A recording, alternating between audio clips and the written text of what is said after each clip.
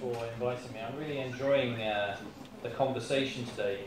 Amongst my English and British colleagues, we've talked about how some of the conversation that you're having today, we remember similar conversations a little bit while ago. And so some of these controversial debates that you're having about where social enterprise fits and how it relates to other sectors, this happens in other parts of the world, so it's a natural phase for you to go through. I'm going to just speak very briefly, hopefully, today, three key messages I wanted to leave with you from my experience. I've been really passionate about social enterprise for about 15 years. The first social enterprise that I actually ran, I was only 26 years old. Quite naive back then. It was quite large. We employed 60 people. It certainly wasn't perfect. It was stronger when I left it than when I joined it. But the reason why I mention this example, we worked a lot in affordable childcare and other areas of education in a city in the UK. And the main frustration that my team had was how they could do more and create more social impact for families in the city. So that's what I spent every day thinking about. How can I support my team to actually make more social impact with very vulnerable people? But actually it was later that I realized much more about social enterprise. And this is quite common. Many social entrepreneurs or social enterprises don't label themselves as social enterprise. They don't think about the wider sector, they think about what they're doing. And while I was a CEO of a social enterprise, I just thought about affordable childcare and education for disadvantaged families in low-income parts of the town.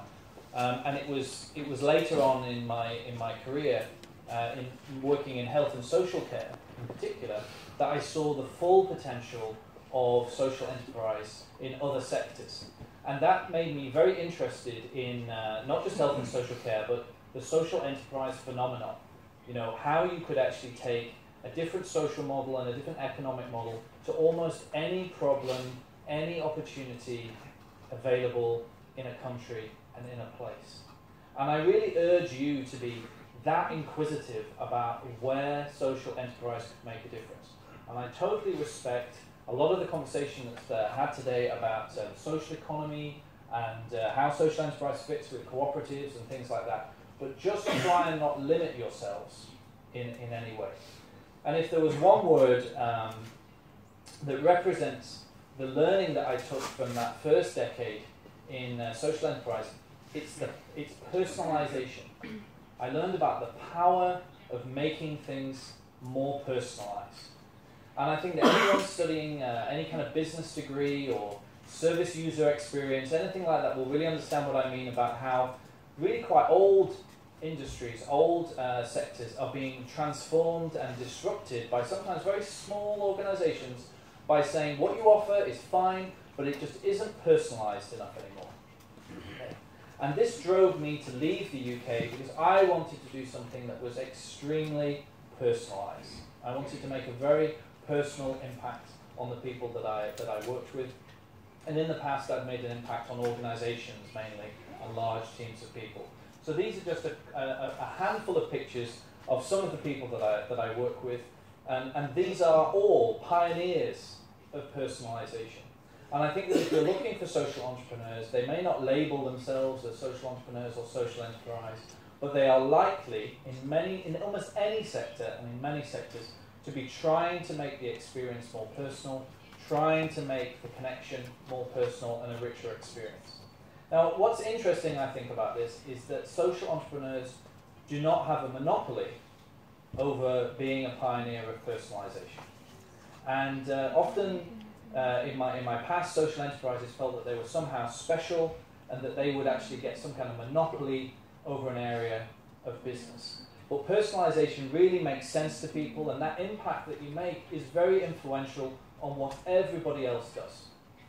So the pioneers of personalization in education, for example, are now being copied by many other people. And I think it's a fascinating aspect for a young person to take a risk, set up an organization, focus on being a pioneer, how are you going to actually compete in a marketplace over the long term?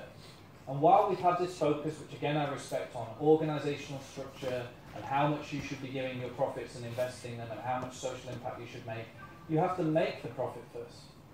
You have to understand the social impact that you're making first before you can even have a discussion about what percentage, what share you actually get as that balance.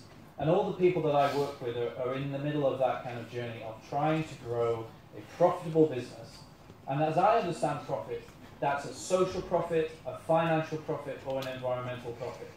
I actually like the word profit. And not a lot of people in the social enterprise or social economy space are comfortable with that word. But what happens when you don't have that word is you also lose the profit motive. The motivation for making a difference and ending up better than when you started. And if you have the profit motive for making an impact, the profit motive for making an economic impact, profit motive for making the environment a more sustainable place, then actually it doesn't matter whether you're actually making money. You've got that drive to do that. It doesn't matter if you're not quite making the social impact you want to make. You've got that drive to do that. And I think that's what often makes social enterprises different to other types of association or organization, charities or NGOs. They don't quite have that motivation to make a complete difference. So that was my first point about personalization. Now, as we moved abroad, we developed this mission through Catharsis Ventures, which is to demonstrate to other people that need to know the possibilities of what happens when you nurture innovation, enable enterprise, and pipeline investment in what we call hard places. Okay? And hard places for us are places where entrepreneurial rights are restricted or not very well developed. Because what I learned from working with young people facing today's problems, very complex, very broad, 75 million jobs need to be created for young people in the Mediterranean. How are we doing?